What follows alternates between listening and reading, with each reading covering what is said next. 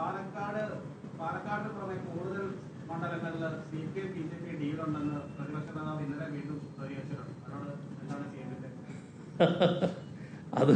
അതും വളരെ വിചിത്രമായൊരു കാര്യമാണ്. എല്ലാ മണ്ഡലങ്ങളെ കുറിച്ചും ഇപ്പൊ അദ്ദേഹം പറയുകയാണ്. നാളെ ധർമ്മട മണ്ഡലത്തെ കുറിച്ച് പറയുമെന്ന് എനിക്കറിയില്ല. എല്ലാ മണ്ഡലങ്ങളിലും ഡീലാണെന്നാണ് പറയുന്നത്. ഈ പാലക്കാട് എന്താണ് ഇപ്പോൾ ഡീല് എന്ന് പറയുന്നതിന്റെ അർത്ഥം? എനിക്കത്ര ആലോചിച്ചിട്ട് മനസ്സിലാകുന്നില്ല. ഒരു മുസ്ലിം നാമധാരിയാണ് അവിടെ ഇപ്പോൾ LDFന്റെ സ്ഥാനാർത്ഥിയായി വന്നിട്ടുള്ളത്. അതുകൊണ്ടാണ് ഡീൽ എന്ന് പറയുന്നത്. അവിടെ 1996 പാലക്കാട് മണ്ഡലത്തിൽ, ഇന്നത്തെ മണ്ഡലത്തിൽ ചെറിയ മാറ്റം ഉണ്ടാവും, LDF ജയിച്ചിരുന്നു. ആരായിരുന്നു സ്ഥാനാർത്ഥി? നൌഷാദ്. ഇന്ന് പാലക്കാട് പ്രധാനപ്പെട്ട ഒരു പാർട്ടി നേതാവാണ്. അദ്ദേഹവും മുസ്ലിം നാമധാരിയാണല്ലോ. എങ്ങനെയാണത് BJP ആയിട്ട് ഡീലായിട്ട് മാറുക? എന്ത് അസംബന്ധവും എഴുന്നള്ളിക്കാൻ ഒരു പ്രയാസമില്ല. അങ്ങനെ എഴുന്നള്ളിക്കുന്നതിനാ ഇതിന്റെ ഭാഗമായി നല്ലതുപോലെ കച്ചവടം നടത്താൻ. ആരാ കച്ചവടം നടത്തിയ നേരത്തെ? പാലക്കാട് 91-ലല്ലേ അവിടെ സഖാവ് AKG മത്സരിച്ചിരുന്നു പാർലമെന്റ് തെരഞ്ഞെടുപ്പിൽ. ആരെയായിരുന്നു സ്ഥാനാർത്ഥിയായി നിർത്തിയത്? കോൺഗ്രസിന്റെ സ്ഥാനാർത്ഥിയായിരുന്നു. കോൺഗ്രസിനും RSSനും എല്ലാം ഒരേ സ്ഥാനാർത്ഥിയായിരുന്നില്ലേ? ആരായിരുന്നു? RSSന്റെ ജില്ലാ കാര്യവാഹ്. ഓർമ്മയില്ലേ? വേറെ സ്ഥാനാർത്ഥി ഉണ്ടായില്ല. അത്ര പച്ചയായി RSSുമായി പണ്ടേ കൂട്ടുകൂടുന്നവരാണ് ഈ പറയുന്ന പ്രതിപക്ഷ നേതാവിൻ്റെ പാർട്ടി. ഒരു നാണവും ഉടുപ്പും ഇല്ലാതെ അതെല്ലാം ചെയ്തവരാണ്. കേരളത്തിൽ എന്തെല്ലാം അനുഭവം, എല്ലാത്തിൻ്റെയും ലീസ്റ്റ് ഞാൻ അവതരിപ്പിക്കണം. ഓർമ്മയില്ലേ കോലീബിയുടെ കാര്യം? പട്ടാമ്പിയിൽ EMS മത്സരിക്കുമ്പോൾ അതും ഒരു കഥയാണല്ലോ. അതിനു മുമ്പ് ആ EMSനെ പരാജയപ്പെടുത്താൻ വേണ്ടി RSS പറന്നിറങ്ങിയില്ലേ?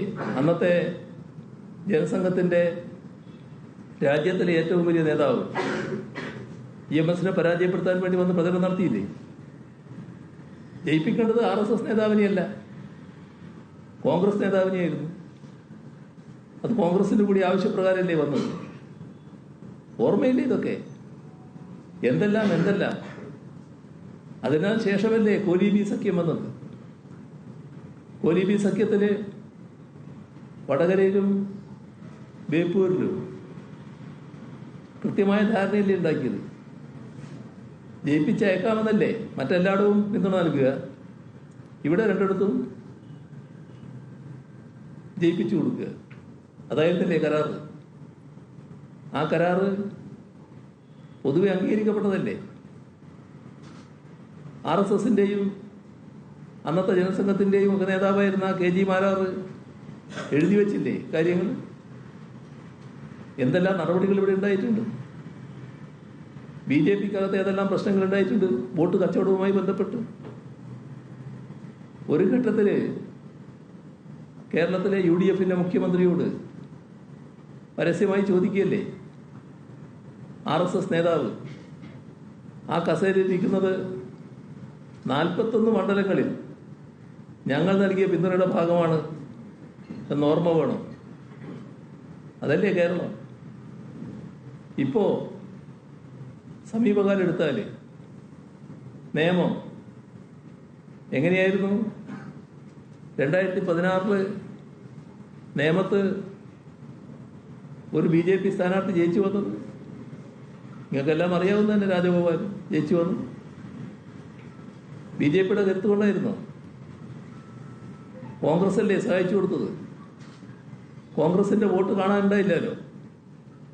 പക്ഷേ മറ്റൊരു ഗുണം കാക്ഷിച്ചിരുന്നു. അതിനടുത്തുള്ളൊരു മണ്ഡലത്തിൽ ഒരു കോൺഗ്രസ് നേതാവിന് ജയിക്കണമായിരുന്നു. അവിടെ RSSന്റെയും BJPയുടെയും വോട്ട് കാണാനില്ല. നേമത്ത് കോൺഗ്രസിന്റെ വോട്ടും കാണാനില്ല. ഫലം കേരള നിയമസഭയിൽ BJPക്ക് അക്കൗണ്ട് തുറക്കാനായി. വലിയ അഭിമാനം BJPക്ക്. ആരാ ഉണ്ടാക്കിയത്? ഈ പ്രതിപക്ഷ നേതാവിൻ്റെ പാർട്ടിയല്ലേ? ആ കള്ളക്കളിയല്ലേ? 2021 തെരഞ്ഞെടുപ്പ് വന്നു. നേമത്ത് വെച്ച് തന്നെ ഞങ്ങൾ പ്രഖ്യാപിച്ചു ഇവിടെ അക്കൗണ്ട് പൂട്ടിക്കും. പൂട്ടിച്ചല്ലോ. ശിവൻകുട്ടി അവിടെ തെരഞ്ഞെടുക്കപ്പെട്ടല്ലോ. ഇതെല്ലാം നമ്മുടെ കൺമുന്നിലുള്ള വസ്തുതകളല്ലേ? അതാണ് നമ്മുടെ കൺമുന്നിലെ യാഥാർത്ഥ്യങ്ങൾ. അടുത്ത കാലത്തുണ്ടായ തൃശ്ശൂർ പാർലമെന്റ് തെരഞ്ഞെടുപ്പ്. എവിടെ പോയി കോൺഗ്രസിന്റെ വോട്ട്, UDFന്റെ വോട്ട്? തൊട്ട് മുന്നത്തെ തെരഞ്ഞെടുപ്പിലെ വോട്ട് UDFിനില്ലാലോ. വലിയ കുറവല്ലേ ഉണ്ടായത്. ഞങ്ങൾക്ക് ജയം പ്രതീക്ഷിച്ചിരുന്നു, പക്ഷെ ജയിക്കാൻ പറ്റിയില്ല. പക്ഷെ കഴിഞ്ഞ കാലത്തെ വോട്ട് ഞങ്ങൾക്ക് കുറഞ്ഞില്ലല്ലോ. എവിടെ പോയി കോൺഗ്രസിൻ്റെയും UDFിൻ്റെയും വോട്ട്? ഇതെല്ലാം നാടിൻ്റെ വൃത്തികെട്ട ചരിത്രമല്ലേ? എല്ലാ കാലത്തും RSSുമായി, ജനസംഘവുമായി, BJPയുമായി കൂട്ടുകെട്ടുണ്ടാക്കാൻ, അവിശുദ്ധ കൂട്ടുകെട്ടുണ്ടാക്കാൻ കോൺഗ്രസല്ലേ തയ്യാറായിട്ടുള്ളത്? UDFല്ലേ സന്നദ്ധമായിട്ടുള്ളത്? ഇപ്പോൾ തദ്ദേശ സ്വയംഭരണ തെരഞ്ഞെടുപ്പ് എല്ലായിടവും പരിശോധിച്ച് നോക്കൂ. എത്ര ഇടങ്ങളിൽ ഇവർ തമ്മിലുള്ള കൂട്ടുകെട്ട് കാണാനുണ്ട്? ഭാരവാഹികൾ തെരഞ്ഞെടുപ്പിൽ കൂട്ടുകെട്ടിൻ്റെ ഭാഗമായി ആ ഭാരവാഹികൾ തുടർന്ന് എത്ര സ്ഥലങ്ങളിലുണ്ട്? അപ്പം അങ്ങനെയെല്ലാം ചെയ്തവർ ഇപ്പോഴും ചില വൃത്തികെട്ട കളികൾ ഉദ്ദേശിക്കുന്നുണ്ട്. BJPക്ക് ഏറ്റവും വലിയ ശത്രു CPIM ആണ്, ഇടതുപക്ഷമാണ്. ഓർമ്മയില്ലേ?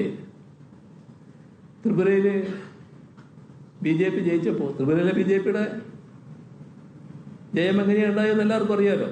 കോൺഗ്രസ് പൂർണ്ണമായിട്ട് അങ്ങ് പോവുകയായിരുന്നില്ലേ? നിയമസഭാ പാർട്ടി ആകെ അതായിരുന്നില്ലേ വസ്തുത? പക്ഷേ ജയം കഴിഞ്ഞപ്പോൾ നരേന്ദ്രമോദി തന്നെ പരസ്യമായി പറഞ്ഞത് ഇത് പ്രത്യയശാസ്ത്ര വിജയമാണെന്നാണ്. എന്താ കാരണം? RSS കാണുന്നത് 3 പേരെയാണ് ആഭ്യന്തര ശത്രുക്കളായി: മുസ്ലിമും ക്രിസ്ത്യാനിയും കമ്മ്യൂണിസ്റ്റുകാരും. അപ്പോൾ ഇടതുപക്ഷത്തോട് വിട്ടുവീഴ്ചയില്ലാത്ത എതിർപ്പാണ് അവർ. അതല്ലേ നമ്മുടെ രാജ്യത്തിൻ്റെ അനുഭവം. അപ്പോൾ പല ഘട്ടങ്ങളിൽ ഇവരുമായി അവിശുദ്ധ കൂട്ടുകെട്ടുണ്ടാക്കിയിട്ടുണ്ട്. ഇപ്പോഴും ചിലത് ഉദ്ദേശിക്കുന്നുണ്ടാവും. BJP കാണുന്നത് കോൺഗ്രസിനെ എപ്പോഴും അടിയോടെ വാരാം. എന്നാൽ ഇടതുപക്ഷത്തെയും LDFനെയും അങ്ങനെ പെട്ടെന്ന് വാരാനാവില്ല.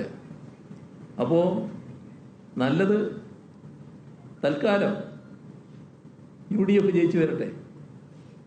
ആ സമീപനമല്ലേ പല ഘട്ടങ്ങളിലുണ്ടായത്. തൊട്ട് മുൻപത്തെ തെരഞ്ഞെടുപ്പ് ആലോചിച്ച് നോക്കൂ. 2016 തെരഞ്ഞെടുപ്പ്, 2021 തെരഞ്ഞെടുപ്പ്. ആ തെരഞ്ഞെടുപ്പിൽ ഇവർ ഇരുമയാണെങ്കിലും ഒരേ കരളായിട്ട് നടക്കുകയായിരുന്നില്ലേ? ഓർമ്മയില്ലേ? കോൺഗ്രസും BJPയും UDFും ഒരേ മനസ്സോടെ നീങ്ങിയ കാര്യങ്ങൾ, LDFനെ പരാജയപ്പെടുത്താൻ കളിച്ച കളികൾ. ആ കാലത്ത് വട്ടമിട്ട് പറന്ന കേന്ദ്ര ഏജൻസികൾ, ആരോപണങ്ങൾ വൃത്തികെട്ട രീതിയിൽ കെട്ടിച്ചമക്കൽ. മറന്നുപോയോ ബിരിയാണി ചെമ്പൊക്കെ? ബിരിയാണിയിലൂടെ സ്വർണം വന്ന കഥകൾ എന്തെല്ലാം വൃത്തികേടുകളായിരുന്നു അവതരിപ്പിച്ചത്.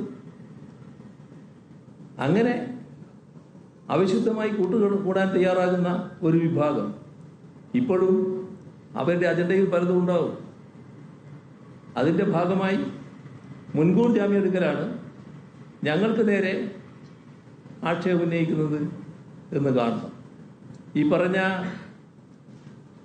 ഇവിടെ ഇപ്പോൾ കാര്യങ്ങൾക്ക് വലിയ നേതൃത്വം കൊടുക്കുന്ന കോൺഗ്രസിൻ്റെ അഖിലേന്ത്യാ നേതാവുണ്ടല്ലോ, അദ്ദേഹം ഇപ്പോൾ ലോക്സഭാ മെമ്പറാണല്ലോ. ആ ലോക്സഭാ മെമ്പറാകുമ്പോൾ ബി ജെ പിക്ക് ചെയ്തു കൊടുത്ത ഉപകാരം എന്തായിരുന്നു? രാജസ്ഥാനിൽ നിന്നുള്ള രാജ്യസഭാംഗമായിരുന്നില്ലേ അദ്ദേഹം? ആ രാജ്യസഭാംഗത്വം രാജിവെച്ചാൽ അവിടെ ബി ജെ പിയാണ് ജയിച്ചു വരിക എന്നുള്ളത് എല്ലാവർക്കും അറിയാലോ. ബി ജെ പി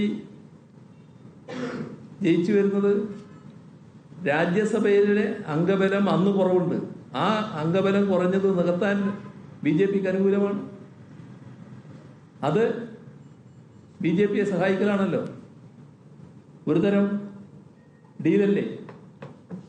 ഇങ്ങനെ പലതരത്തിലുള്ള ഡീലുകൾ ഉറപ്പിച്ച് ശീലമുള്ളവർ, ആ ഡീൽ നടത്തിയവർ, അതിൻ്റെ അനുഭവമുള്ളവർ, അവരാണ് എല്ലാ ഘട്ടത്തിലും RSSനെതിരെ ശക്തമായ നിലപാട് സ്വീകരിച്ചിട്ടുള്ള ഇടതുപക്ഷത്തിനും LDFനുമെതിരെ തീർത്തും കെട്ടിച്ചമച്ച ആരോപണം ഉന്നയിക്കുന്നത്. ഞങ്ങളൊരു ഘട്ടത്തിലും RSSുമായോ BJPയുമായോ ചേർന്നിട്ടില്ല. എല്ലാ ഘട്ടത്തിലും വിട്ടുവീഴ്ചയില്ലാതെ അതിനെതിർത്ത് പോവുകയാണ് ഉണ്ടായിട്ടുള്ളത്.